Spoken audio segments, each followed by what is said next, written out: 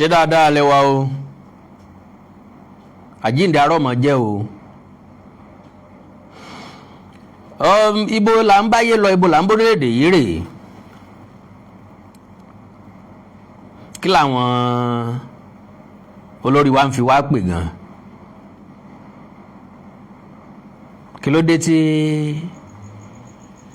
gómìnà àtijọba ìpínlẹ̀ Ọ̀yọ́ tí wọ́n mọ̀ parọ́ kí wọ́n fẹ́ gbà ń bẹ̀ sáwọn náà mọ̀ ń pa àjínigbé ni ẹnìkan sọ gbogbo ọgbà ọlọ́dàbí ẹni pé gbogbo àwọn gómìnà ni wọ́n ń pa àpapín lórí ìjínigbé mọ̀ á nírọ̀ níjàre eléyìí ò lè wáyé so béèyàn bá tiẹ̀ wá jíwó kò ní jẹ́ bí 1 billion naira wọ́n lè ní àwọn ajínigbé béèrè 1 billion wọ́n béèrè ílọ́ọ̀sì méjì wọ́n béèrè nǹkan ìjà ogun wọ́n sì béèrè òfin ṣàríà ń tà ń gbọ́ yìí ọ̀tọ̀ọ̀tún ni tàbí ń tó ṣẹlẹ̀ gangan tàbí tí wọ́n lọ ṣẹlẹ̀ gangan ọ̀tọ̀ ni àmójú ajé kò ní sọ ntíjọba ìpínlẹ̀ Ọ̀yọ́ sọ ń táwọn tó wà nígbèkùn sọ torí principal yẹn fọ̀rọ̀ léde ẹ dẹ̀ mọ̀ wípé tí ń ṣẹlẹ̀ ń bẹ̀ ọ̀rọ̀ tó ṣẹlẹ̀ níjù ni aráàlú ò lè gbọ́ bára ju ọ̀bá ránṣẹ́ lé ọmọ ti kú ìyá ọ̀gbọ́ ìròyìn kan tí wọ́n fẹ́ kó jẹ́ òdodo ni pé wọ́n ní ọ̀kan nínú àwọn ọmọ kéékèèké òun pọ́gbẹ́mímì wọ́n fẹ́ gba ilé yìí gbọ́ mọ̀rá àwọn èèyàn kan tán fi píkṣọ ọmọ ọ̀hún sórí ìtàkùn ayélujára tí wọ́n wá kọ àkọlé síbẹ̀ ń pé ẹ̀mí rẹ̀ ò gbé wàhálà ìgbèkùn tí wọ́n wà pẹ̀lú àwọn ajínigbé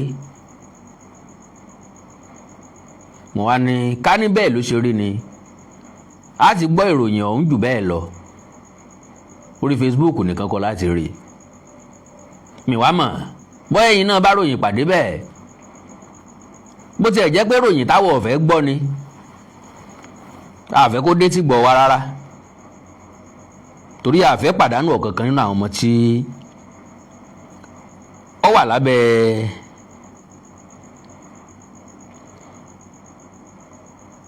lábẹ́ àwọn tó mú wọn sìn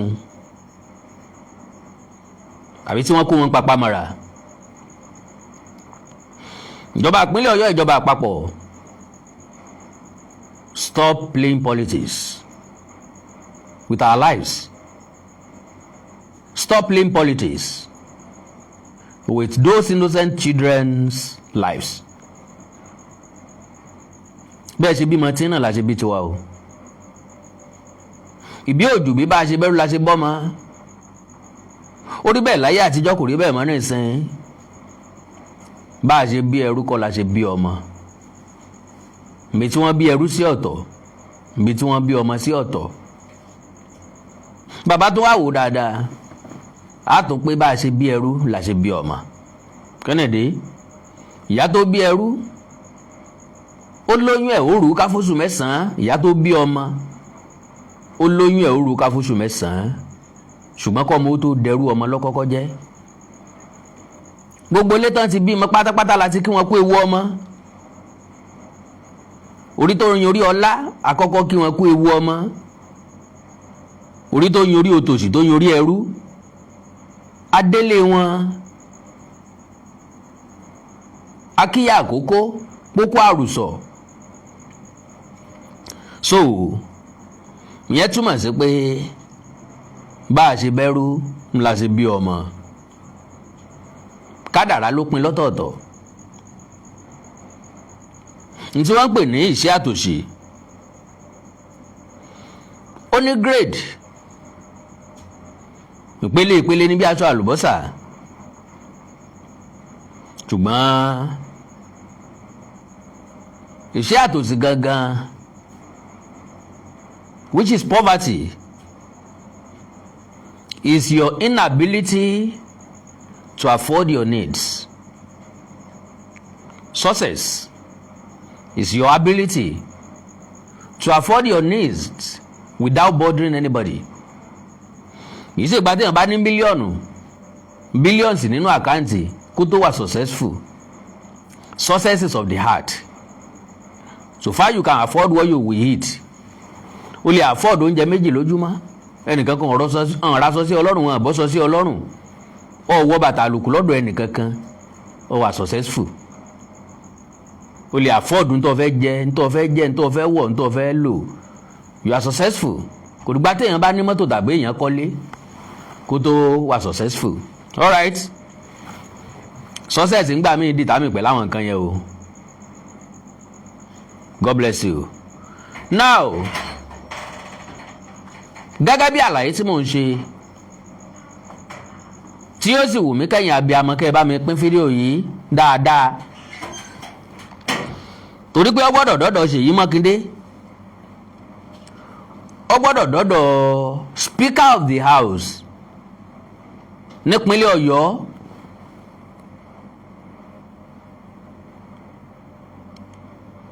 ó gbọ́dọ̀ dé ọ̀dọ̀ abẹnugan ilé ìgbìmọ̀ aṣòfin ìpínlẹ̀ Ọ̀yọ́.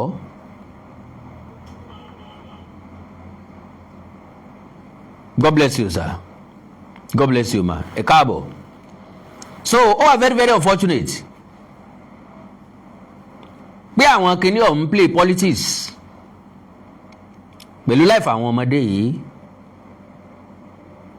According to that woman, ó ló ti pé 23 or 24 days táwọn ti wà ń bẹ̀ tí wọ́n ti ń wẹ̀wù kiri, ẹ̀wù kan ṣoṣo kiri bí ewúrẹ́,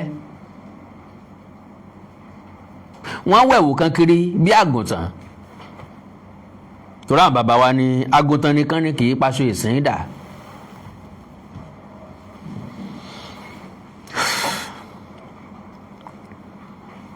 Ẹ máa gbọ́rọ̀ lẹ́nu woman yẹn, a gbọ́dọ̀ lẹ́nu abẹnugan ilé ìgbìmọ̀ aṣòfin tìpínlẹ̀ Ọ̀yọ́. Ó contradict ara wọn. Màmá yẹn gangan mọ̀ wípé wọ́n play politics pẹ̀lú ìgbésí ayé àwọn ni, because ọ̀tọ̀ ní nǹkan táwọn ajínigbé ìbéèrè lọ́wọ́ wọn, ọ̀tọ̀ ní nǹkan tíjọba fi síta. Lóòótọ́ kò wùjọba kí wọ́n ké gbàjarè tẹ́lẹ̀ tàbí kí wọ́n sọ nǹkan tí wọ́n fẹ́ gbà lọ́wọ́ wọn tẹ́ ẹ bá gbàgbé. Ńgbà tí gọ́ọ̀mẹ̀ntì kọ́kọ́ sọ wípé tàbí táwọn èèyàn kan sọ láti pàṣẹ gọ́ọ̀mẹ̀ntì ń pé agreement ń lọ lọ́wọ́ àbí negotiation ń lọ lọ́wọ́, mo sọ̀rọ̀ jáde mo ní tó fi tán fi wí bẹ́ẹ̀ àjẹpọ̀rọ̀ ń pa ká sọnù. So, having said that, tó bá jẹ́ pé lóòótọ́ o lọ́rọ̀ àwọn ọmọdé wọ̀nyí ká wa lára, gómìnà ìpínlẹ̀ Ọ̀yọ́ gbọ́dọ̀ jáwé sóbì.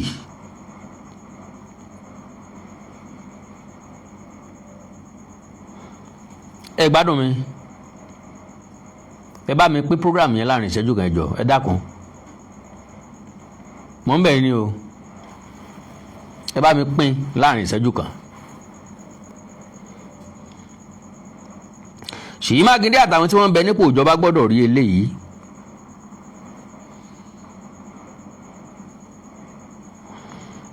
Kí wọ́n lè mọ̀ wípé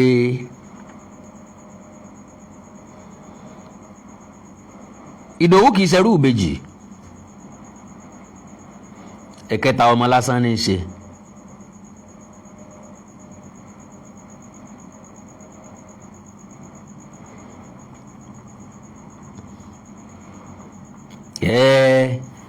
Níbo náà ni wọ́n ó jí sí kaná fẹ́ jí.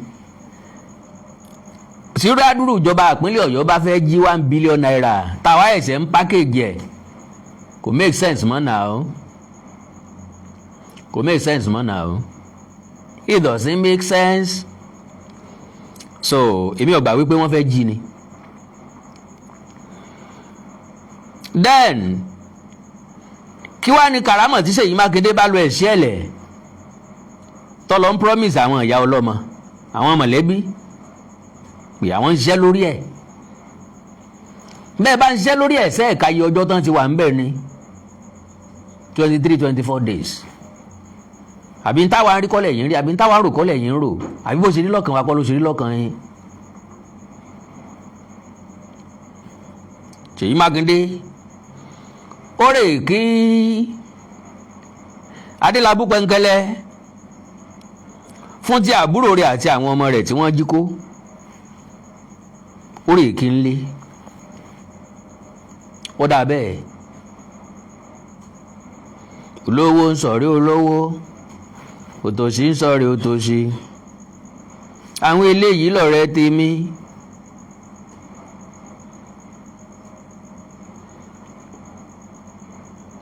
Ẹ má bínú mo ní kẹ́ bá mi share láàrin ìṣẹ́jú kan o sódà ká lè flow as in ká lè nígbàgbọ́ pé yóò dé àwọn ibi tá a fẹ́ kó dé.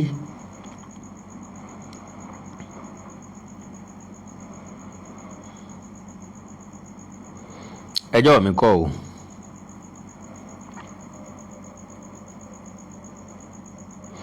agbára mi kọ́ rárá agbára mi kọ́ o wípé mo wà láyé mo tún wà láyé Ọlọ́run mi ló ń ṣe bẹ́bẹ́ agbára mi kọ́ rárá agbára mi kọ́ o wípé mo wà láyé mo tún wà láyé Ọlọ́run mi ló ń ṣe bẹ́bẹ́.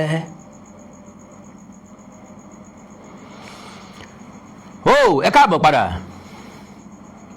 Àkàndọ̀rọ̀ Àwíkòǹkò ló kọ mi fẹ́ni tó ẹ̀sẹ̀ ń wò mí tàbí gbọ́ mi fún ìgbà àkọ́kọ́ ẹ forí jì mí ẹ má pé mo fà á kò yín ṣòfò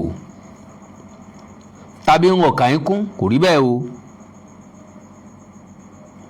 kò rí bẹ́ẹ̀ o ṣe ni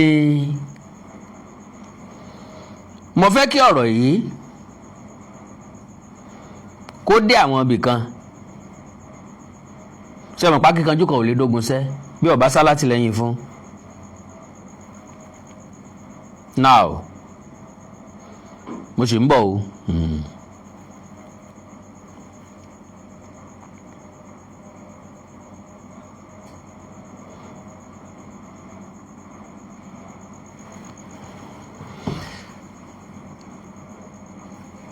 Madam Principal wọ́n ní àwọn onísùnmọ̀mí àwọn tó jí wọn gbé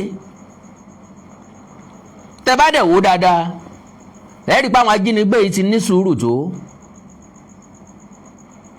sùúrù máa ń nípẹ̀kun o ó máa ń níbi tí ara máa ń gba nǹkan dé tó fi jẹ́ pé téèyàn bá rí nírí pé wọ́n mú òun ṣeré yóò wá react sódìgbà tẹ́yìn bá tó fọ́ ká tó mọ ṣáájú káàkiri sódìgbà tí n tá àbárò tàbí n tá àfẹ́ kó ṣẹlẹ̀ tó bá ṣẹlẹ̀ ká tó mọ sáré káàkiri kí ni Ṣèyí Mákindé ń gbà lérò kí ni ìjọba ìpínlẹ̀ Ọ̀yọ́ kí ni wọ́n ń gbé ní ìgbésẹ̀ ipá wo níjọba àpapọ̀ ń sà láti rí pé àwọn ọmọdé yìí jáde pẹ̀lú àwọn olùkọ́ wọn sáfẹ́ gbà wọ́n lọ́wọ́ àwọn èèyàn yìí tìpátìkúkú náà ni 50-50 ló bọ́ sí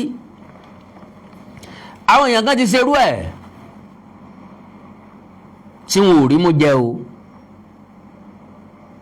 mo ti gbá research nípa oríṣiríṣi ìṣẹ̀lẹ̀ bẹ́ẹ̀ sọ̀rọ̀rùn kárí wọn kó bẹ́ẹ̀ láìsí nǹkan kan tí yóò ṣe wọ́n mo rí i pé 50-50 ni nígbà míì tàbí 30-70 possibility ẹ̀ ní 30 impossibility ẹ̀ ní 70 ìgbà míì 50-50 ó ṣẹlẹ̀ bẹ́ẹ̀ ní Russia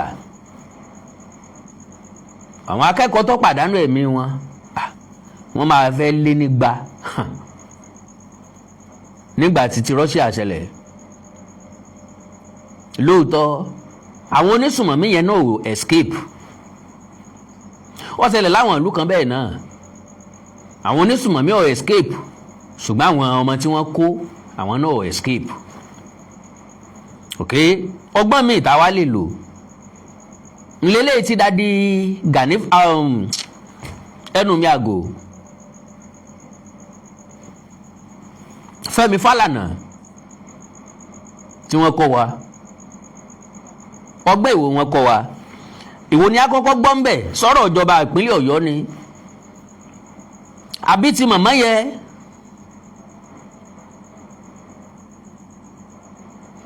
àbí ti màmá yẹ àbí ti Fẹ́mi Fálànà ẹjẹ́ àkọ́kọ́ gbọ́rọ̀ lẹ́nu ìyá yẹn tàbí ká kọ́kọ́ gbọ́ ti ìpínlẹ̀ Ọ̀yọ́ yes ẹjẹ́ àkọ́kọ́ gbọ́ ti ìjọba ìpínlẹ̀ Ọ̀yọ́ lẹ́nu speaker House of Assembly Ọ̀yọ́ State. These children and teachers back. n tó sọ ni pé a máa gba àwọn ọmọ yìí àtàwọn olùkọ́ wọn padà. If it was up to you, would you negotiate with terrorists if terrorists ask? tó bá jẹ́ ẹ̀yin ni if it was up to you will you negotiate with the terrorists if terrorists For weapons? if terrorists ask for weapons if terrorists ask for weapons They ask for money. they ask for money They ask for concession of future laws they ask of concession of future laws of this land of this land as part of their ransom. as part of their ransom. If you are the governor, would you accept those ransom? If you are the governor, would you accept those ransom? Would you accept for those people to be integrated into that community? We don't know the details. We don't know the details. So please, let's be sensitive and calm. Sensitive and calm. Ìgbà òjò ń lọ, ìgbà ẹ̀rùn ń lọ, ẹni ká dísà ìjòkó le. Ńjọ́ la tó fẹ́ pa nǹkan tí ń bẹ nínú ẹ̀ calm till when? Ìbéèrè tó yẹ ká béèrè lọ́wọ́ ìjọba ìpínlẹ̀ Ọ̀yọ́ nìyẹn. Yorùbá sá sọ wípé sùúrù tó lọ́jọ́ kò ṣòro mú. Sùúrù tí ó wà lọ́jọ́ yìí ńkọ́. Sóyè òye spíkà tí ń sọ̀rọ̀ yìí wípé ẹni tó wà nílé ní gbádùn ẹni tí ń bẹ lọ́gbà ẹ̀wọ̀n gbádùn. Kò sábà sí yàtọ̀ nínú ọjọ́ lọ́gbà ẹ̀wọ̀n bí ó bá ti sí kàlẹ́ndà tó fi mọ̀ pé ó ní Sunday ó ní Monday ilẹ̀ ń ṣú ilẹ̀ ń mọ́ náà ni àwọn èèyàn tí ń bẹ́ńgbèkùn àwọn èèyàn tó wà nígbèkùn wọ́n ṣe kí ni wọ́n wà nígbèkùn. You do not know the details. The more you negotiate with these people, the more you are going to embolden. Ọ̀dà tẹ́ ẹ bá ní tá a bá dùnádùrà pẹ̀lú wọn yóò mọ̀ fún ọ ní liver yóò mọ̀ fún ọ ní sàn yóò mọ̀ fún ọ lágbára wọn ò lè máa ṣe síwájú àti síwájú sí i dáhùn kí lọ́nà àbáyọ. Bàbá fẹ́ wá gbòó dẹ́kun ṣé lórí àwọn ọmọ eré láti wá gbòó dẹ́kun àbí lẹ́yìn tá a bá gbà wọ́n tán ńlọ ẹ̀ka tó bẹ̀rẹ̀ wá gbòó dẹ́kun. Ọjọ́ wo la fẹ́ kóńbù nínú gbó wa ọjọ́ wo la fẹ́ rú jáde la fẹ́ bí ìgbà téèyàn bá dẹ̀gbẹ́ ọdún. Ẹ gbọ́dọ̀ lẹ́nu àwọn Fúlàní kan náà alright ẹ já gbọ́ nǹkan tí màmá yẹn sọ.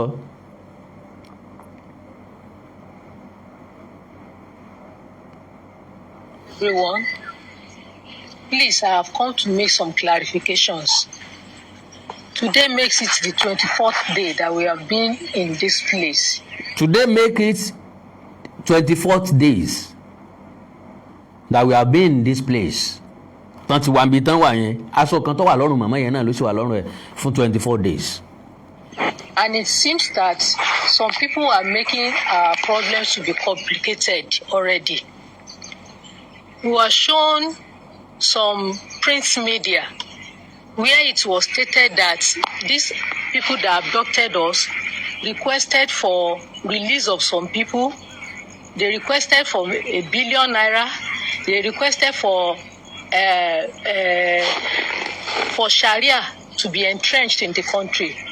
Ẹ ti gbọ́ ó ní àwọn rí àwọn print media that is àwọn ọ̀rọ̀ tó jáde nínú paper ṣe hàn pé gbogbo paper náà ló ti wà online pé àwọn tó mú àwọn wọ́n béèrè pé kí wọ́n fi àwọn èèyàn àwọn kan tí wọ́n mú sílẹ̀ wọ́n béèrè fún bílíọ̀nù kan náírà wọ́n tún wá béèrè fún òfin sharia. These are not true. These are not true. Principal ló ń sọ̀rọ̀ yẹn o. These are not true. Ọ̀gá speaker dẹ̀ confam ẹ̀ níbẹ̀ yẹn pé wọ́n request fún weapon, wọ́n request fún owó, wọ́n request fún àtúnṣe òfin. Ní tí gbogbo wa gbọ́ nìyẹn, tí gbogbo wa sọ nípa ẹ̀ nìyẹn. Principal tó wà nínú àhámọ́ sọ wípé kò rí bẹ́ẹ̀. Ẹ gbọ́ nǹkan táwọn yẹn ń fẹ́, ẹ gbọ́ tí wọ́n béèrè lọ́wọ́ ìjọba. Tẹ́mi ò dẹ̀rù pé yóò nira fún ìjọba, ó yẹ kó nira fún ìjọba láti ṣe. Bọ́ba á jẹ́ pé tí wọ́n ń béèrè lélẹ́yìí, èbó tó ṣe pẹ́ńsù ló ṣèré sà. Bọ́ba á jẹ́ pé lóòótọ́ làwọn èèyàn ń béèrè nǹkan yẹn tẹ́lẹ̀tẹ́lẹ̀, ṣùgbọ́n lójú kámẹ́rà tí màmá yìí sọ báyìí á jẹ́ pé nǹkan tí wọ́n ń béèrè ní ìsìn nìyẹn. Anything ló lè jẹ́ kí nǹkan ó change. Òrejò ń sá, ejò ń sá ńlọrọ̀ àwọn ajínigbé. Àwọn fúnra lára wọn ò fẹ́ kú. Wọ́n dẹ̀ mọ̀ pé gbogbo nǹkan táwọn ń ṣe lọ́lọ́jọ́ 24 days, oṣù kan 30 days tí ń kárẹ̀ ẹ lọ. Oúnjẹ mélòó wọn gbé sínú igbó bí tán wà? Ọ̀nà wo lóúnjẹ ọgbà dọ́dọ̀ wọn? Pẹ̀lú àwọn ológun security agencies tó ti yí gbogbo gbóká tí wọ́n monitor situation tó ń lọ, tó fún wọn ní grace and opportunity láti arrest àwọn èèyàn 6. Àwọn tó wà nínú igbó náà observe pé omi ọ̀tẹ̀ yìí wọ́n sàn gbọ́n ti ń lọ nígboro, bí ó bá jẹ́ bẹ́ẹ̀ wọ́n ní mú print media jáde fáwọn tó wà nígbèkùn pé ṣe rí o, ẹ gbọ́ nǹkan táwọn èèyàn yín sọ o, nǹkan la béèrè lélẹ̀ o, sáà béèrè bẹ́ẹ̀. Wọ́n lè tipa bẹ́ẹ̀ yí òun padà kí wọ́n tún àdéhùn ṣe. Nígbà tí Israel àti Hamas ń jà, wọ́n negotiate now. Kò sí ogun náà láyé, you are still going to the table, you are still coming back to the table. Russia, Ukraine, ọ̀pọ̀lọpọ̀ àwọn èèyàn bá wọn dá sí.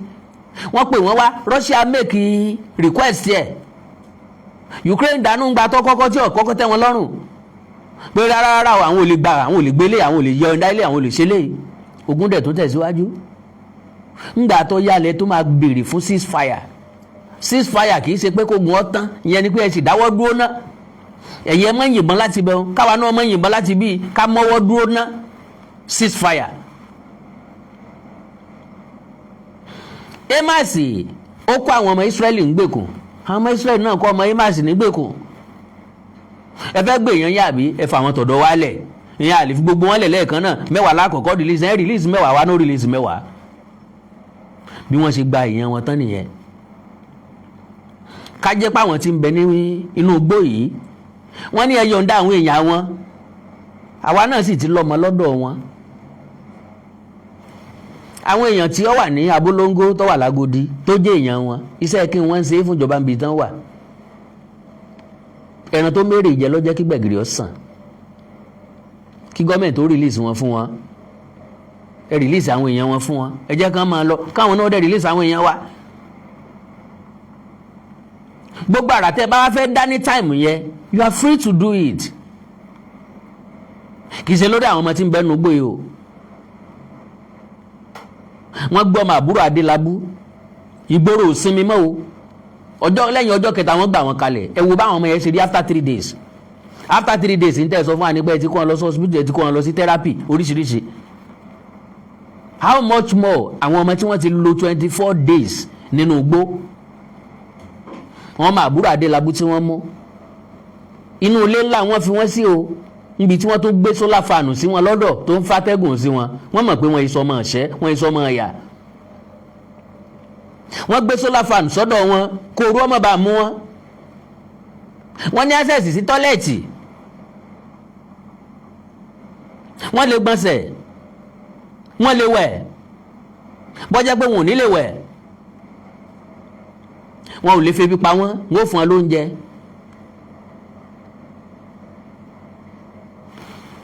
Àwọn ológun rescue wọn jáde, but àwọn eléyìí tó wà nínú igbó ńkọ́. Màmá yìí ni wọn ò béèrè fowó.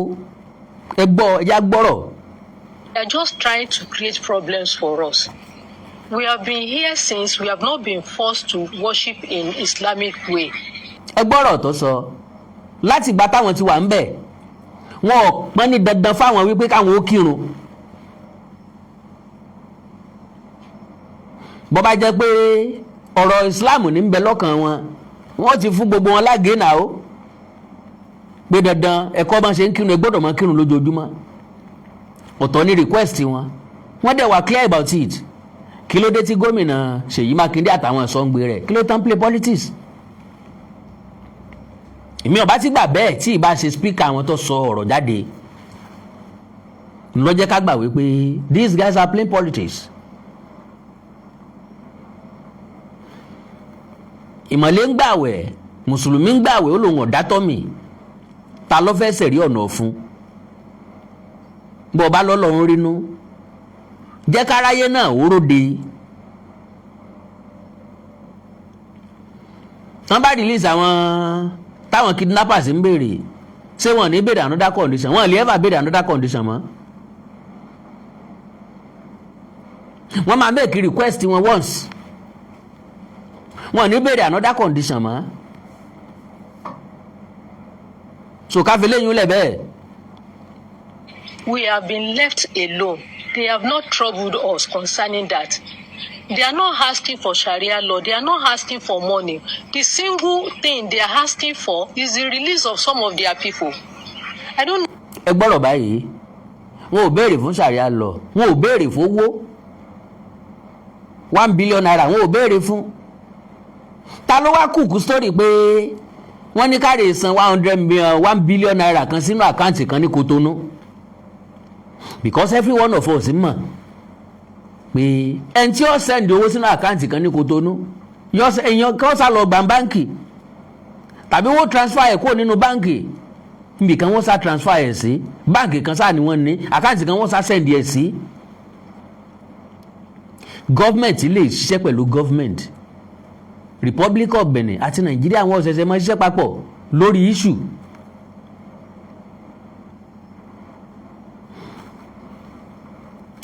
nǹkan ẹyọkan tí wọ́n ní wọ́n ń béèrè fún òun náà ni pé àwọn èèyàn wa tó wà ní ọgbà ẹ̀wọ̀n ẹ release wọn fún wa àwa náà ó release ńgbà tí gọ́ọ̀mẹ̀ntì ò ti lè protect lives àti property wa táàrin kọ̀rọ̀kọ̀rọ̀ bọ́ sọ́wọ́ àwọn ajínigbé ẹ̀sùn pẹ̀lẹ́ ló sì kù ìwúrẹ́ tó wọlé aláwo ni. gbogbo afẹ́fà gidi gbà wọ́n yìí kọ́ ló ràn wá lọ́wọ́ pẹ̀lú ẹ̀ o. Know why they are peddling this rumor to make it complicated for us. Please, we are just begging you, don't play politics with our lives. Nigerians, please help us to circulate this. Let it go viral. They are not asking for Sharia law. It is not true. They are not asking for weapons. They are not asking for money. All they want is the release of some people. And the government will negotiate with them and know those that they will release for them. I don't know why they are playing politics with our life. Please, Nigerians, our lives are in your hand. Help us make this go viral. Don't let the government deceive the whole world. They are not asking for... Don't let the government deceive the whole world. Kí ló dé tí ìjọba ń deceive wa? Kí ló dé tí wọ́n ń tàn wá? ẹ̀yin tẹ́ mọ̀ bá ṣe táàgì yẹn bá táàgì ẹ̀ kó dọ́dọ̀ gọ́ọ̀mẹ̀ntì Ṣèyí Mákindé kó dọ́dọ̀ gómìnà Ṣèyí Mákindé pẹ̀lú àwọn ìṣèjọba wọn ẹja jẹ́ oyé wọn pọ́mọjá ti kúrò níye tó wà tẹ́lẹ̀ ejò ti wọ́ kúrò níbi tàná àwọn sùn lé wọn ń hanrun ọmọ wọn ò sí Nàìjíríà débi tí ó wà níléèwé débi pé nìkan ó sùn mọ́ débi pé wọn ò rí wọn jí gbé àdẹ̀gbàdúrà rẹ̀ fún wọn a sọ pé wọn ò gbìyànjú ṣùgbọ́n kán má play politics bóyá rúmọ̀ gan ni gọ́ọ̀mẹ̀ntì gan gbọ́ bóyá èèyàn kan ló dẹ̀ déédéé pé wọ́n lẹ́ni fẹ́ fi wọ́n cash cruise àbọ̀ fẹ́ fi wọ́n cash out possible kò sí tí possible Nàìjíríà àwọn hacker kò sí kí ni wọ́n lè háàkì ẹnìkan kan lè déédéé rò ó ẹjá gbowó lọ́wọ́ ìjọba jàre hello ṣe personal assistant Ṣèyí Mákindé nìyẹn àwọn ní kidnapper tí ó jí àwọn èèyàn kó níjó sí àwọn fẹ́ sọ nǹkan tí àwọn fẹ́ gbà àfẹ́ gbà 1 billion naira ìlòsì méjì àfẹ́kẹ́sà àtúnṣe sí òfin sharia ní Ọ̀yọ́ state ẹnìkan lè kú ẹ̀ because àwọn tó tán kidnap gangan lélẹ̀ wọ́n ní tí àwọn tán béèrè kọ́ nìyẹn. Sharia, they are not asking for money, they are not asking for weapon. All they want is release of some of their people. Please let everybody know about it. Ẹ dákun lórí ọ̀rọ̀ wa náà ni mo tún wá sí. Òní ló di ọjọ́ 24 tá a ti wà níbí. Ṣùgbọ́n tí wọ́n fi hàn wá ní orí social media ni pé wọ́n níjọba sọ wípé kí wọ́n máa ṣe Sharia law ní Nàìjíríà, kí wọ́n fún àwọn ní mọ́tò Hilux, kí wọ́n fún àwọn ní 1 billion naira, kí wọ́n sì release àwọn èèyàn àwọn làwọn tó fi wálẹ̀. Irọ́ ni, kò sóòótọ́ níbẹ̀ o. Wọ́n kàn fẹ́ sọ̀rọ̀ yìí di ńlá fún wa ni, wọ́n fẹ́ fẹ̀mí wa ta wọ́n gbé ni o. Ẹ dákun ẹ ṣàánú wa, ẹ bá wa jẹ́ kí gbogbo èèyàn mọ̀.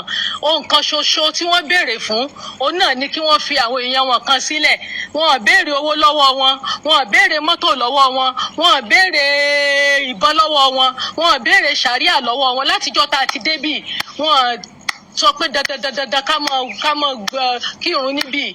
Wọ́n fi wá sílẹ̀ jẹ́jẹ́ wa ni. Ẹ dákun ẹ jọ̀ọ́, ẹ má jẹ́ kí wọ́n sọ̀rọ̀ yìí di ńlá mọ́ wa lọ́wọ́, ẹ má jẹ́ kí wọ́n bà tiwa jẹ́. Ẹ dákun, ẹ̀mí wa ó wà lórí okùn ni. Ẹ dákun torí Ọlọ́run ẹ jọ̀ọ́, ẹ bá wa jẹ́ kí gbogbo àwọn tó yẹ ó gbọ́. Ohun kan ṣoṣo náà ni wọ́n béèrè fún, the release of their people. They have not asked for any other thing. Wọ́n béèrè any other thing. Ẹ jọ̀ọ́, ẹ má jẹ́ kí wọ́n tún yírọ̀ ìmọ̀ wa lẹ́sẹ̀. Ẹ dákun ẹ jọ̀ọ́, ẹ ṣàánú wa. Ẹ dákun ẹ jọ̀ọ́. Wow, ọ̀rọ̀ lèmi àti yín jọ gbọ́ yìí o.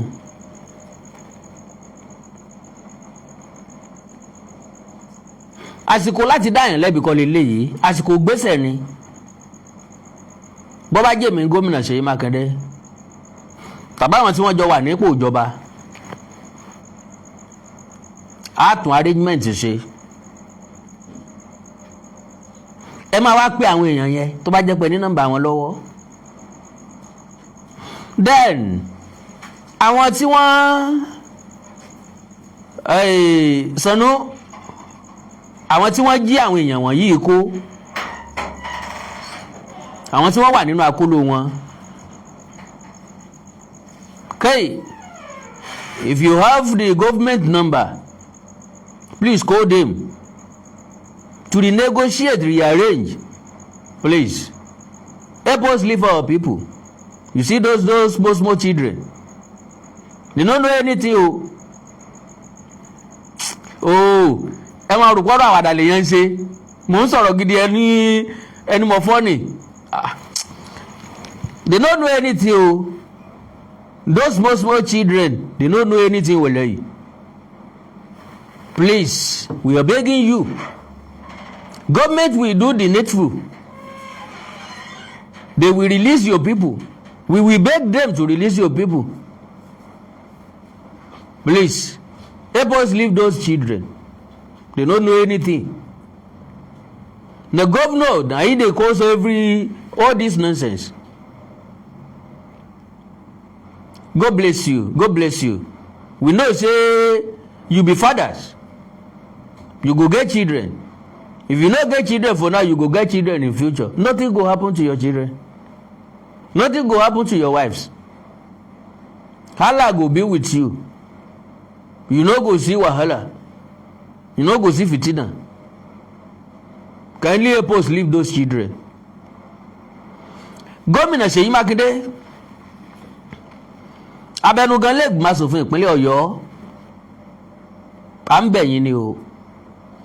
We are not putting any blame to you. Please, let's stop this politics. Let's stop pretending as if everything is going well or things are normal. Ẹ jáwé sóbì, ọjọ́ ń lọ, ẹ jáwé sóbì. A ti advice yín sẹ́yìn wípé ká má lo agídí, that you should not use force negotiate with these people. They have come down. They have come down. They want to listen. They are making their request. They want to make request. Just listen to them. Do what they say. And our people will be free. And we will stop all this clamoring, this noise.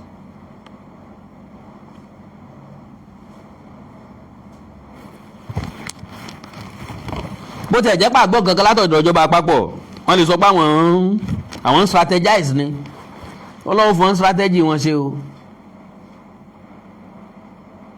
Ọlọ́run fún strategy wọn ṣe o mélòó làwọn èèyàn ẹ kọ́kọ́ béèrè àwọn èèyàn wọn tó wà ní ọgbà ẹ̀wọ̀n Lágòdì àtàbólóńgó how many are they ṣé wọ́n 100 ni wọn ò lè 100 wọ́n sá list orúkọ wọn fún wa.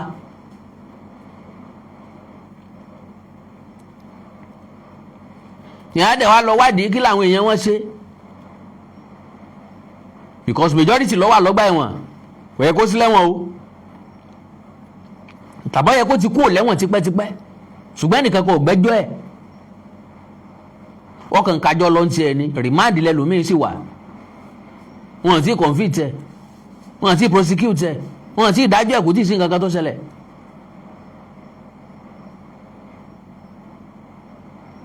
So Ọlọ́run ràn ìjọba lọ́wọ́ àbí o wọ́n lè sọ pé àwọn strategize ni o kò sí ń téèyàn o kò sí ń té tí ò lè ṣẹlẹ̀ Nàìjíríà o àwọn olórí tá a dín ẹ má jẹ́ àṣepè fún lálẹ́ yìí ẹran ọ̀bọ̀n ńlọ́pọ̀ nínú wọn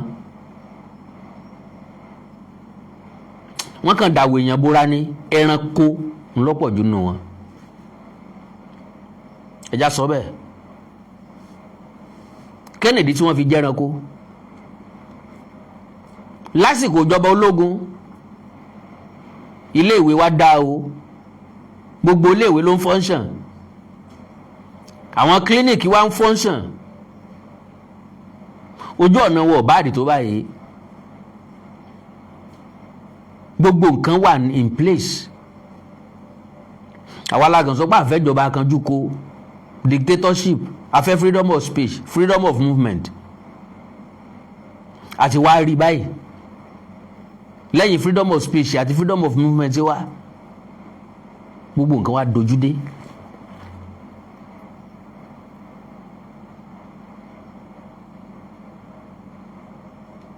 Àbí lásìkò ìjọba Babangida ní 6334 bẹ̀rẹ̀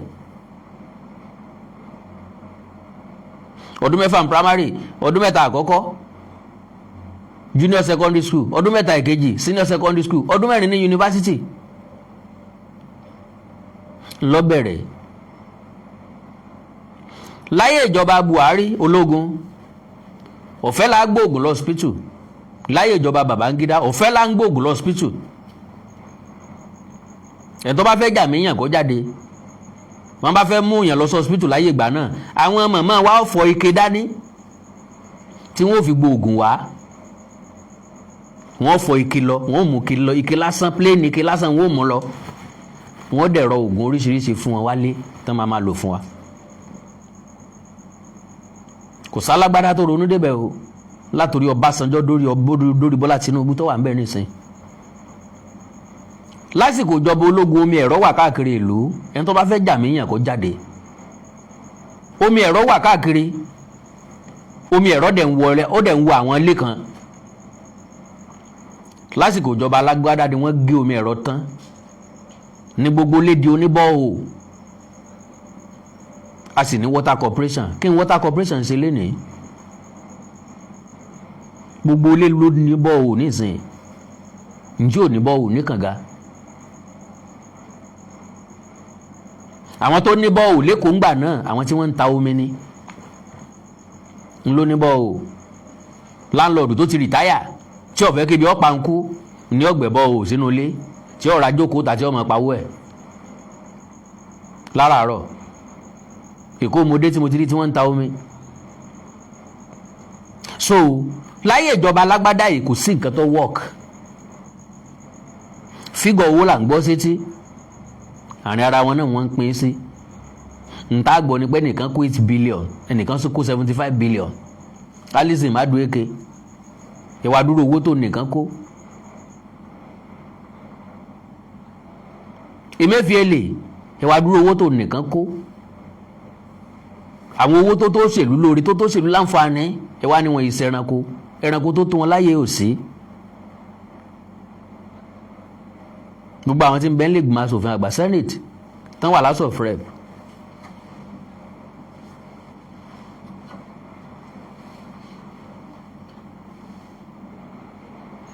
ìwọ nu wọn lọ́rán tí wà ń bẹ̀ ìwọ nu wọn lóru dáadáa sí wa ìwọ nu wọn lọ́fẹ́ ká gbégbé ayé tó dáa kí wá ni wọ́n ń tò láti ẹjọ́ ẹ̀ láti 1999 tí wọn ò tí ì rí tòdì sìn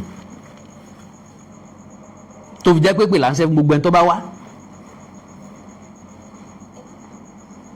Ọbásanjọ́ dé láàrin ọdún 8 ṣe lọ́dà wípé kó tètè máa lọ. Yar'Adua àti Goodluck dé ṣe lọ́dà wípé kó tètè máa lọ pé nira ti pọ̀ jù kọ́ máa lọ ẹlòmíì ó mú dẹ̀rù wá. Buhari débẹ̀ ṣe lọ́dà bẹ́ẹ̀ ni pé kọ́ mọ̀ wulẹ̀ wá rárá kí lè rí ládé ṣé mistake kọ́ la ṣe yìí.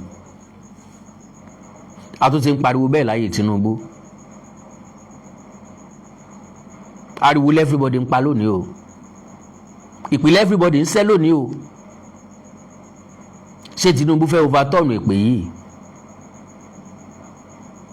Sáàgó ilé yìí kò lórí Tinubu. Ní tí máa ń bí èèyàn nù ni pé kó lóṣèlú ọmọ ti deliver kí wọ́n máa ronú second term. Kó lóṣèlú ọmọ ti deliver kán máa ronú position míì tán tó fẹ́ dì mú. Ó wà very very disturbing. Àkàndá ọ̀rọ̀ Awikonko ẹ̀yin tẹ́ wà nípínlẹ̀ Ọ̀yọ́ ẹ bá wa plead sí Ṣèyí Mákindé gómìnà gangan lè má negotiate pẹ̀lú àwọn èèyàn yìí àwọn tí wọ́n ń pè náà ò ní pe gọ́vnọ̀ wọn ò sá lè mọ nọ́mbà gọ́vnọ̀ ṣùgbọ́n ta ni wọ́n pè ta lọ́kọ̀ náà tí wọ́n a ti sọ fún wípé gbogbo ajínigbé ni wọ́n ní negotiator àwọn tí ọmọ bá wọn dúnadúrà wọ́n bá wọn dúnadúrà káwọn bá sọ̀rọ̀ nílé ìjọba bó wọ́n ṣe ní nọ́mbà ń tàn lọ́wọ́ ta ló fún wọn nínú igbó owó táwọn ti béèrè ẹ̀ ta ló bá wọn gẹ̀ẹ́tì ẹ̀ kò sí nǹkan téèyàn ò lè gẹ̀ẹ́tì ilé ayé tàwa ti wà connected àwọn teacher àwọn náà lẹ́gbẹ́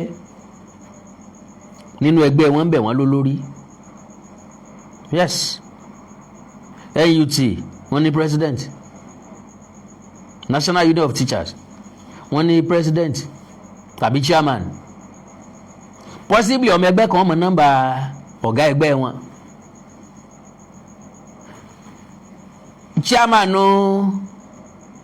NUT dandan ni kó ní nọ́mbà commissioner of education lọ́wọ́ ilé ayé ti wà connected commissioner of education dandan ni kó ní nọ́mbà gómìnà lọ́wọ́ náà odi commissioner ò sì wá ní nọ́mbà governor tàbí ní àwọn tó súnmọ́ governor ilé ayé wà connected ká mọ̀ wulẹ̀ túbẹ̀ wọn anybody tó wù kí wọ́n pè ìbá wa sọ fún tàn wípé bóyá ọ̀tọ̀ ni tí wọ́n béèrè lọ́wọ́ ẹ̀ bóyá kò gbọ́ dáadáa ẹ já gbà pé kò gbọ́ dáadáa ńlá wa ń sọ fún tàn wípé wọn ò béèrè 1 billion naira o ẹ bá wa yọ sẹ́gbẹ́ kan wọn ò béèrè nǹkan ọjà ẹ bá wa yọ sẹ́gbẹ́ kan wọn ò béèrè òfin ṣàríà ẹ bá wa yọ sẹ́gbẹ́ kan ní tí wọ́n ń béèrè ni àwọn èèyàn wọn tí wọ́n arrest kan bá wọn release wọn kò sí gọ́ọ̀mẹ̀ntì náà láyé tí wọ́n máa ń sọ̀rọ̀ ẹ̀fún tí ò ní release àwọn èèyàn tán bá mú sígbèkùn èmi ò tí ì rírí o bí Israel ṣe lágbára tó wọ́n release ìgbèkùn Hamas lẹ́yìn ìgbà náà làwọn yẹn náà tó release àwọn ọmọ Israel o ojú gbangba táyé ojú gbangba wálíà náà ti release wọn àwọn ló máa gbé mọ́tò kalẹ̀ tí wọ́n fi gbé wọn débì kan dá wọn fún mọ́tò tiwọn tàbí kí gọ́ọ̀mẹ̀ntì wọn rán mọ́tò wá kó wá fi káwọn èèyàn ẹ̀ wọ́n ṣe ń rù wọn lọ náà ń pariwo lé wọn lórí nǹkan kò gbọ́dọ̀ ṣe wọ́n kólókóló ọrùn ajá ni eegun tá a so májá lọ́rùn kò gbọ́dọ̀ jẹ́ so gẹ́gẹ́ bẹ́ẹ̀ náà lélẹ́yìí ṣe wà àwítúnwí asán kankan ò sí ń bẹ̀ mọ́ ká má wulẹ̀ drag tí ò ṣe drag bí bóyá Táyé lọ́jẹ̀bi Kẹ́hìndé lọ́jẹ̀bi we don't need it mọ̀ ń bẹ̀ wá ní ẹjẹ́ akájọ́ táwọn ọmọ yìí ti wà níbi tí wọ́n wà yẹn 24 days ẹ má jà fún àwọn ọmọ ọlọ́mọ ṣe ètùtù ká má fún àwọn ọmọ ọlọ́mọ ṣe rúbọ o bá a bá fẹ́ rúbọ ẹ jẹ́ ká gbà àwọn ọmọ yìí kúrò ńbẹ̀ náà ká wá ṣe rúbọ tá a bá fẹ́ ṣe rúbọ.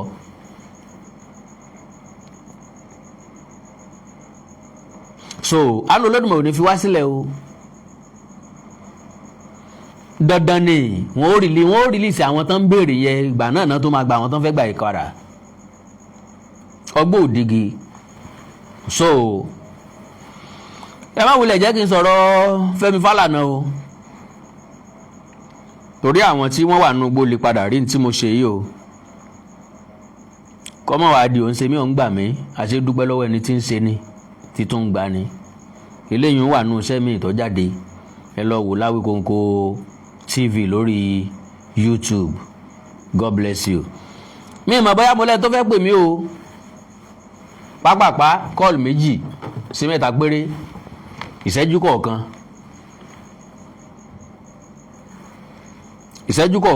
+234 915 147 9599 sorry WhatsApp ni o +234 915 147 9599 nọ́mbà tẹ́ máa pè sínú o àti +234 904 851 9362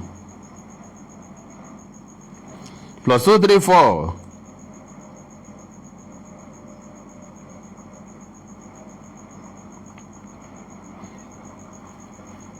904 851 9362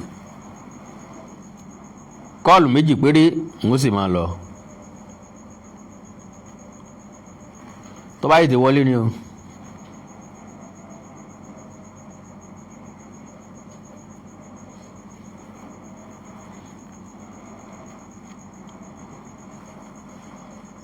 Ṣèyí Mákindé ń parọ́ bóyá ìjọba Ṣèyí Mákindé ni káyìí sọ pé ń parọ́ ni wọ́n láwọn ẹni ẹlẹ́ni béèrè 1 billion naira wọ́n láwọn ò béèrè owó lọ yín ẹ bá fẹ́ kówó jẹ kówó ẹ̀ tó kówó owó tó fẹ́ kó jẹ síbòmí o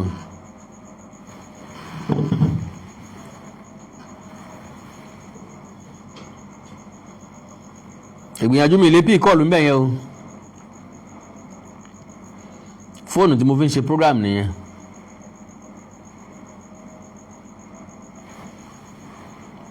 +234 915 147 9599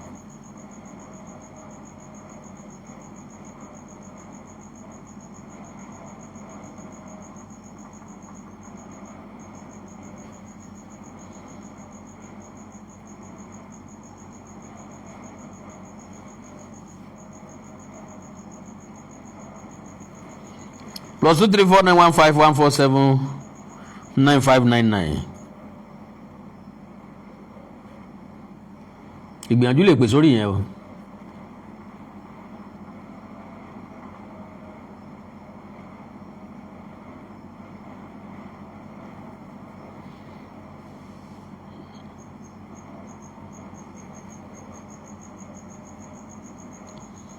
hello hello sir. Chief Awikonko. Yes, yes, sir. Ẹ kú ètò. Yes.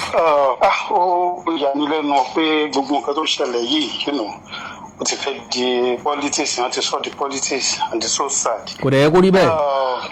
Kò dẹ̀ yẹ kó rí bẹ́ẹ̀ rárá. In fact, ó kára nǹkan tí mo fẹ́ sọ gan wípé gbogbo wa bá ṣe ń sọ̀rọ̀ Ṣèyí Mákindé ẹ jọ̀ọ́ mo fi Ọlọ́run bẹ̀ wá pàápàá jùlọ àti gbogbo wa bá ń sọ̀rọ̀ àti gbogbo àwọn èèyàn gan generally nílé ẹ má jẹ́ ká rí i pé Ọ̀yọ́ state ni wọ́n àtàkì o ẹ má jẹ́ ká rí i pé àrò ìṣẹ̀lẹ̀ náà àtàkì o Nigeria government job ni o government Nigeria náà attack o eléyìí tí Tinubu ń ṣe bíi pé kò kán Ọ̀yọ́ state ni wọ́n fi ń ṣe politics ni Nigeria government ni wọ́n attack o kò ń ṣe Ṣèyí Mákindé o. Number 2 èmi tún wá ní ọ̀rọ̀ kan tó tún yàtọ̀ sí eléyìí tó ṣẹlẹ̀ yẹn mo wo fídíò woman yẹn mo dẹ̀ notice kìíní kan psychologically Mr. Awikonko ṣé ẹ mọ̀ pé gbogbo ọ̀rọ̀ tó ń sọ pé àwọn ò béèrè owó àwọn ò ṣe kìíní kan ó lè jẹ́ irọ́ o ẹ má ti sọ pé kí n mú sọ ẹ jẹ́ kí n ṣàlàyé fún yín ṣé ẹ rí ọ̀rọ̀ tó ń ṣẹlẹ̀ yìí wọ́n fẹ́ islamize Nàìjíríà ṣé ẹ dẹ̀ rí president wa ó ní nǹkan tó sọ fún àwọn Fúlàní oligarchy kó tó di pé ó di president now ọ̀rọ̀ ti wá ń change gbogbo nǹkan tó yẹ kó implement kò implement ẹ̀ àwọn Fúlàní oligarchy yìí wọ́n tún wá notice wípé Islam ti ń kásì ní Nàìjíríà bọ̀bọ̀ kan wà táwọn alálẹ̀ṣẹ̀ gbèdé táwọn ń pè ọ̀bọ̀ yẹn ní MS Baba kíkẹ́ àtọ́lá Ọlọ́run kó máa bá bọ̀bọ̀ yẹn sàlálà wa máa sàlà bí nǹkan kó máa bá that guy bọ̀bọ̀ yẹn tẹ́ bá mú iṣẹ́ tó ń ṣe rí àwọn tó fẹ́ islamize Nàìjíríà tí wọ́n á rí wípé réètì tí nǹkan fi ń lọ nígbà tó bá fi máa tọ́dún kan sọ́dún méjì wọ́n lè dúró mọ́ ọ̀rọ̀ Islam yẹn kí nìyẹn ò ní wọ́ọ̀kì mọ́ dáadáa o. Ìdí tí mo fi ń sọ fún yín pé àwọn gọ́ọ̀mẹ̀ntì wà wọ́n wà capable ni pé ẹ wo Olúwo kí odidi chief máa mú ìlú kó máa jáde pé ẹ̀sìn wa ní ká pa gbogbo wọn bẹ́ẹ̀ yẹn wọ́n gbégún mi wọ́n ṣe gbogbo ẹ̀ àtijọ́ tá a ti ń pariwo Olúwo kí ìwọ̀n ìbọ̀bọ̀ chief máa mú wo ó sọ pé kán pààyàn kán máa káwọn mọ́ ṣèjọba rẹ̀ ṣẹ̀ṣà ṣé wọ́n pè ṣá ṣé wọ́n pè for questioning ẹ jẹ́ wọn kọ́ làtẹ́ńṣẹ́ yìí sí nǹkan kan níjọ́ tí Israeli àti Palestine tó ń jagun tán fẹ́ bẹ̀rẹ̀ ogun tí bọ̀bọ̀ yẹn tó ṣe fídíò tó pa àwọn ọmọ báwọn sọ́pọ̀tì Palestine ṣe rí pé bí ijọ́ kẹta ó tún sáré kọ́m tó sọ pé àwọn ò sọ́pọ̀tì o àwọn ò ṣe kíní kan you know why wọ́n sáré pèpè àlàyé don't go there o because ọ̀rọ̀ yẹn ti fẹ́ dọ̀rọ̀ Amẹ́ríkà tó fẹ́ máa bá Amẹ́ríkà wọ́n sáré wọ́ọ̀nù ẹ̀ bọ́ gbogbo nǹkan tó ń ṣe ká máa pààyàn wọn ò wọ́ọ̀nù ẹ̀ sọ̀rọ̀ yìí wà complicated ju nǹkan tẹ́ ń rò lọ ṣe wá rí nǹkan tí mo ṣe sọ pé mo ní contrary opinion ni wípé ṣe láti ìgbà tí wọ́n ti wá sọ wípé ṣàríà kan gbé ṣàríà tó ti list gbogbo demand wọn yẹn ṣe rí ọ̀rọ̀ ṣàríà yẹn tẹ́ bá wọ̀ on Twitter on X Ọlọ́run o tẹ́ bá rí bí àwọn youth ṣe wá jáde tán wá ń àtàkẹ́ àwọn mùsùlùmí gan tí wọ́n á ń dìrí pé àwọn ti di endanger species ó wá pọ́ sí wọ́n dẹ̀ ti mọ̀ pé gbogbo election tó ń bọ̀ yìí tí àwọn pé gbogbo election wà náà fọ̀rọ̀ àwọn mùsùlùmí ni Christian ni wọ́n rí pé gbogbo election tó ń bọ̀ yìí náà pé ó máa affect àwọn Muslim ó máa kò ń sọ̀rọ̀ pé kí ni o ó máa affect candidate wọn pé kó fífọ́ tí ń sọ báyìí pé tẹ́ ẹ bá ti dìbò fẹ́lẹ̀ ó máa gbé sàríà wá ni àwọn náà tún lọ pé àwọn pípù yẹn pé ẹ wá ẹ sọ pé ẹ béèrè sàríà ẹ sọ pé ẹ béèrè owó ẹ sọ pé kankan fún àwọn èèyàn nílẹ̀ ni so ọ̀rọ̀ yìí kò ń ṣe ọ̀rọ̀ pé ọ̀rọ̀ yẹn ó wà complicated politics ni right but kò ń ṣe simple politics báwa ṣe rò yẹn so wọ́n jọ ń communicate torí ẹ̀ mo ṣe sọ fún yín tí gọ́ọ̀mẹ̀ntì bá fẹ́ gbádùn gbogbo àwọn kìíní ó simple gan Babangida sọ wípé no Abacha ni ó sọ wípé tí surgency tó bá last ju 24 hours lọ gọ́ọ̀mẹ̀ntì tó wà ní power ó mọ̀ nípa ẹ̀ so gbogbo eléyìí wọ́n padà wọ́n lọ ń tún nǹkan náà sọ wọ́n lọ ń tún sọ ni wọ́n béèrè fún hello baba wọ́n ti rí reaction yes sir. ẹ rí i pé mo máa ń sọ pé Yorùbá mi complete. yes sir. kò sẹ́kù síbi kankan o mo mọ tí mo ń sọ o. ẹ rí i pé nínú ọ̀rọ̀ tí mo sọ gbólóhùn kan pé tá a bá bú ọba tá a bá bú ọba lẹ́yìn tá a wá dójú ẹ̀ tá a láàbù mọ́ ẹ jẹ́ àgbà pé àbú ọba mọ́ that is ká ní wọ́n béèrè tẹ́lẹ̀tẹ́lẹ̀ ṣùgbọ́n tí woman yìí fi sọ̀rọ̀ bẹ́ẹ̀ yẹn á jẹ́ pé ọwọ́ ti kọ́wọ́ náà nìyẹn rearrangement ti wà renegotiation ti wà ń bẹ̀ ṣé understand? yes sir. ìsọ wípé possibly àwọn tó wà nù gbó lè padà mọ rí nǹkan tèmi ń sọ yìí ìní gbogbo àgbékalẹ̀ mi yẹ pé kí gọ́ọ̀mẹ̀ntì ó wá renegotiate pẹ̀lú wọn báyìí lórí nǹkan tí wọ́n ní wọ́n béèrè báyìí ṣẹ́gẹ́tì mi. that is the best thing to do. mo ní mo fẹ́ lo fídíò kan tẹ́lẹ̀ mo wá rí pé fídíò yẹn máa complicate nǹkan tí mo ti sọ níbẹ̀rẹ̀ ni mo fi wá negate ẹ mo fi wá erase ẹ kúrò pé mi ì lò mọ́. confam. torí pé life àwọn èèyàn yẹn wà very very important to us. confam. bó bá jẹ́ pé lóòótọ́ la fẹ́ help wọn o tá a fẹ́ kí táwa bá ń tún sọ kó tó dákúnlé ayé tí wọ́n ń nu gbóńbẹ̀. confam. God bless you sir.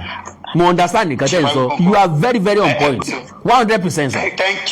Thank you that you understand. Honestly. ẹ jẹ́ ká pamọ́ síbẹ̀ yẹn ló. God bless you sir. Wọ́n ti sọ pé àwọn ò fẹ́ sáré àmọ́ àwọn ò fẹ́ kínní kí gọ́ọ̀mẹ̀ntì kan tètè release àwọn èèyàn wọn. That is it. sẹ́rí àwọn èèyàn dẹ̀ máa ń sọ kankan why are you negotiating with terrorists nìkan America làwa ń gbé America ni wọ́n máa negotiate ẹ máa tanra yín. Kò sórílẹ̀-èdè tí ò kì í negotiate. if the type of anybody is at stake wọ́n á pè wọ́n wá negotiate. èmi tiẹ̀ sọ kínní kan tiẹ̀ sọ pé àwọn fòfin sàrí àgbẹ̀kẹ́ náà fẹ́ gbogbo ẹ̀ kí ló dé tí gọ́ọ̀mẹ̀ntì táwọn sọ pé òkè gbogbo nǹkan tẹ́ fẹ́ àfúnyín táwọn bá dẹ̀ ti ṣe tán kán dẹ̀ gbà ọmọ yẹn tó bá ti gbà ọmọ yẹn kán wá mú gbogbo wọn pátá kán wipe wọn out.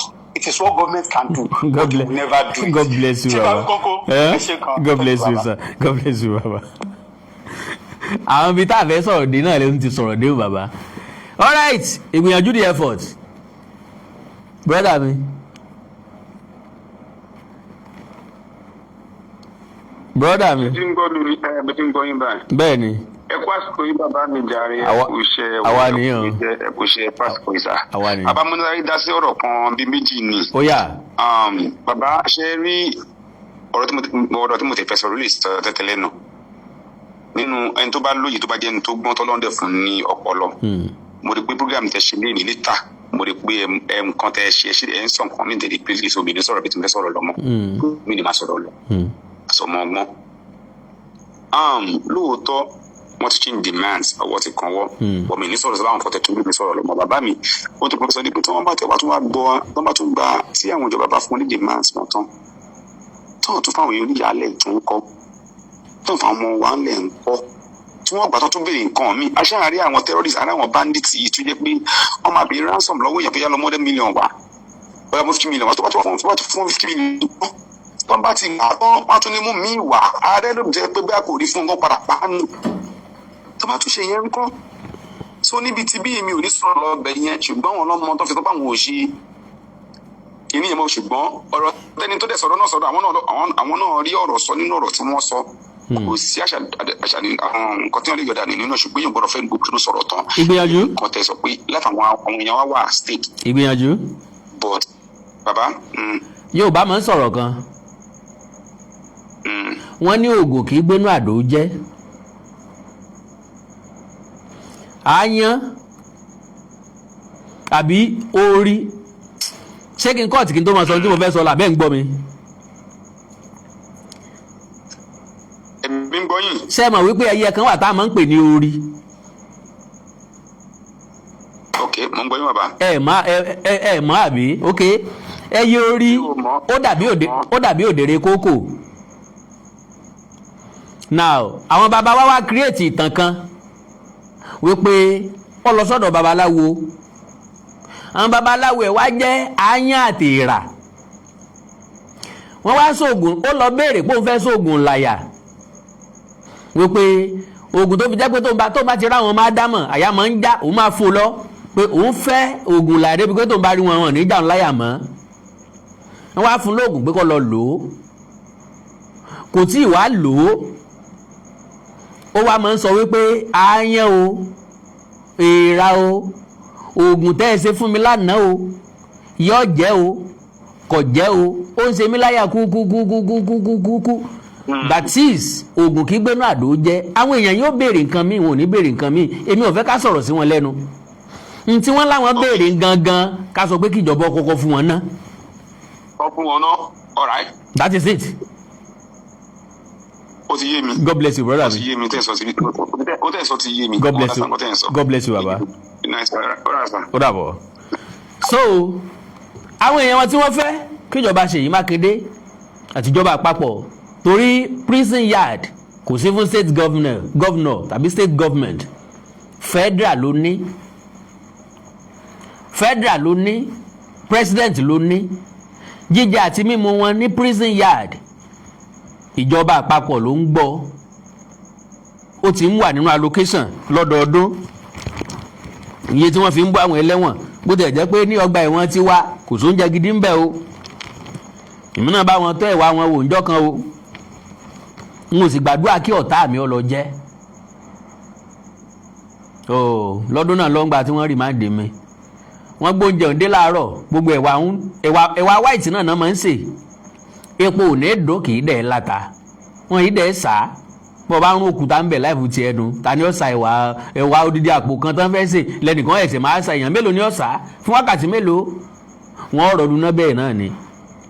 so wọ́n wá gbede láàárọ̀ àwọn ẹlẹ́wọ̀n tó kù táwọn ti pẹ́ ń bẹ̀ tó jẹ́ pé wọn ò lọ́ta native wọ́n wá ń wò mí wọn pé mo sọ pé mi ò jẹ́ pé ẹ̀gbọ́n ẹjẹ́ ètè jẹ́ kó tó tutù ẹni lè jẹ́ mọ́ o ibi ọ̀dẹ̀ pa ṣégè sí lára o wọ́n á ní àkàn fún mi gàrí kí n fi gàrí ta tí kì í bá ṣe ibi mo gbé síbí kan mi ò lè fẹ́ lè gbé kejì mo gbìyànjú láti gbé síbí mẹ́ta mo wá gba kádàrá mo wá ń rún gàrí lẹ́nu ó pè so kí ni tí mo fẹ́ mú jáde ń bẹ̀ wọ́n ní wípé àwọn tí wọ́n wà lọ́gbà ẹ̀wọ̀n tí wọ́n ń dáná oúnjẹ owó tí wọ́n ń gbà lọ́wọ́ ìjọba kì í ṣowó pé kóúnjẹ ó mọ̀ ní taste o ìka àtòrò inú wa náà ni kò sí nǹkan tó ní kẹ́ntì ń bẹ lọ́gbà ẹ̀wọ̀n mọ̀ lè jẹ oúnjẹ tó ní taste èèlò ni wọ́n ń tayọ̀ èèlò ni wọ́n ń tepo èèlò ni wọ́n ń tata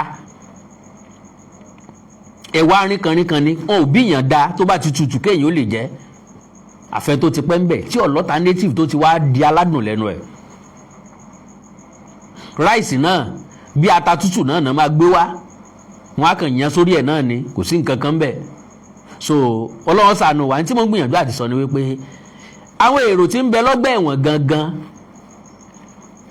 ká níjọba lè ṣe àti sọ́rí kí wọ́n sọ fáwọn adájọ́ kí wọ́n gbọ́ ẹjọ́ àwọn èèyàn tó bá ṣe é gbọ́ ń bẹ̀ àwọn èèyàn kan wà tó yẹ kí wọ́n ti dá sílẹ̀ tipẹ́tipẹ́ torí pé wọn ò gbẹ́jọ́ wọn náà ṣe wà ń bẹ̀ àwọn èèyàn kan wà tó yẹ pé wọ́n rìmáǹdì wọn náà fi ń pè àwọn kan ní awaiting trial wọ́n ń gbẹ́jọ́ àwọn èèyàn kan odidi ọdún kan wọ́n lè mọ́ yà síbẹ̀ mọ́ n ló fi jẹ́ pé bọ́ bá wà lọ́gbà ẹ̀wọ̀n kọ́ lọ́mọdé ọwà ń bẹ̀ o àdúrà tó ọmọ gbà ni pé bó ibílẹ̀ bá ti mọ́ tójú ọ̀bá rọ̀ ni wọ́n máa jáde bọ́ síta èèyàn àwọn wọ́dà láti wá pe àwọn ẹlẹ́wọ̀n tí wọ́n ń gbé lọ court tí ò bá ti sọ́lidé ìwọ náà máa gbàdúrà pé kọ́lọ́run jẹ́ kórúkọ rẹ̀ wà náà tán fẹ́ pè majority àwọn èèyàn ti wà ń bẹ̀ for years wọn dárúkọ wọn rí possibly kò sẹ́ni tí ó béèrè wọn ò lẹ́bí tí ó lọ kóòtù wọn ò lẹ́bí tí ó gba lọ́ọ̀yà wọn ò lẹ́bí tí ó wàá wò wọ́n bí tán wà ẹ̀ṣẹ̀ wọn yìí dẹ̀ ṣẹ̀ṣẹ̀ tó yẹ kí wọ́n pẹ́ lẹ́wọ̀n so gbogbo àwọn eléyìí àti federal government àti state government they can work together kí wọ́n yí ọgbà ẹ̀wọ̀n káàkiri tálà waiting trial ẹ̀ṣẹ̀ wo ló gbé wọ́n débi kán yẹ fáìlì wọn wò so ọlọ́run ràn wá lọ́wọ́ o orílẹ̀-èdè nàìjíríà ò ní dàrú o kò ní bàjẹ́ o wàhálà àti ìdààmú ò ní jẹ́ ìpín wa o ìjọba ìpínlẹ̀ ọ̀yọ́ ọlọ́run fún iṣẹ́ o àránṣẹ́ ọlọ́run ọmọ báyìí o gómìnà ṣèyí mákindé onímọ̀ ẹ̀rọ ṣèyí mákindé àánú olódùmarè wà pẹ̀lú yín o ẹ̀yin gangan ò ní rí dààmú ṣùgbọ́n àwọn èèyàn wọ̀nyí ẹ dákun torí ọlọ́run àfẹ́ kí wọ́n kọjá 30 days níbi tán wà ẹ dákun ọgbọ́n tẹ́ bá fẹ́ mọ̀ ọgbọ́n tẹ́ bá fẹ́ lò ìmọ̀ tẹ́ bá fẹ́ lò ète tẹ́ bá fẹ́ lò gbogbo ẹ̀ pátápátá ẹ tètè lò kíákíá ẹ lọ béèrè lọ́wọ́ àwọn ọ̀jọ̀gbọ́n káàkiri àgbáyé ẹ̀yin náà ọ̀jọ̀gbọ́n nìyí ẹ sì ní ìrírí tó pọ̀ rẹpẹtẹ ń táwa ò mọ̀ ẹ̀yin mọ̀ many things ìwádìí tèmi jẹ́ kó yé mi pé bọ́n ọmọ báyìí yẹn bá ti wà ń gbèkùn bẹ́ẹ̀ nǹkan bá ń fẹ́ iná máa ń ṣe é fún wọn ẹ̀rí federal government ń san ransom o federal government ń san ransom fáwọn ajínigbé ní wọ́n máa sọ pé we secure their release ẹ béèrè pọ́nà wọ́n fi secure release wọn wọ́n san ransom àwọn èèyàn wá ní àwọn èèyàn wọn tó wà látìmọ́lé wọn fẹ́ gẹ́ bá wọn dálẹ̀ ẹ negotiate pẹ̀lú wọn ẹ dá àwọn èèyàn wọn lẹ̀ kálàáfíà ọ̀jọba kí kálukú ọmọ lọlé ẹ̀ God bless you àánú Olódùmarè ní fi wá sílẹ̀ o ẹ like follow page tèmi lórí Facebook Awikonko television àti Awikonko TV Awikonko television àti Awikonko TV ẹ subscribe sí YouTube channel mi Awikonko TV Awikonko TV àti Onídèmọdè TV kúṣẹ́ ní mórí iṣẹ́ yá o ẹ máa lọ sí Onídèmọdè TV láti lọ wo Onídèmọdè game show gbogbo ọmọ Yorùbá ọmọ káàró òjìrì tẹ́ ẹ lérò pé ẹ fẹ́ kọ́ ẹ̀kọ́ mẹ́kọ̀ọ́ lédè Yorùbá kò lánìí tọkàn yìí níwò ẹ̀sìn ẹ̀yin náà fẹ́ gbọ́kun ẹ fẹ́ mọ̀kun ẹ sì fẹ́ dára yín lára yá Onídèmọdè game show is for you Onídèmọdè TV lọ́wà àánú Olódùmarè ò ní fi wá sílẹ̀ o àránṣẹ́ Ọlọ́run yóò mọ̀ bá wa o God bless you ẹ wá ní nǹkan pàtàkì tẹ́ fẹ́ kájọ ṣẹ́já sọ lórí WhatsApp +234